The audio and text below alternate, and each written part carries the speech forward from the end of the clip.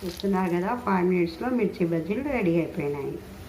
వేసాను, అందులో ఉప్పు కొంచెం సోడా వేసి ఒక 4 మిరపకాయలు ఉంటే చాలు, ఇట్లా కొంచెం చీరి ఘాటు పెట్టి వేసినామంటే 5 మినిట్స్లో రెడీ అయిపోయినాయి మన మిర్చి bajji ready. Thanks for watching. మీరు కూడా ఇలాంటి అప్పుడు వేడిగా వేసుకొని తినొచ్చు. బయట అయితే అది నూనె కాగి ఉంటుంది, నల్ల నూనెలో చేస్తాం. ఎప్పుడు అవసరం ఉంటే అప్పుడు వేసుకొని హాయిగా తినొచ్చు. Thanks for watching. మీరు కూడా ట్రై చేయండి, మా ఛానల్ని సబ్స్క్రైబ్ చేయండి, మంచి కామెంట్స్ పెట్టండి. Okay friends, bye.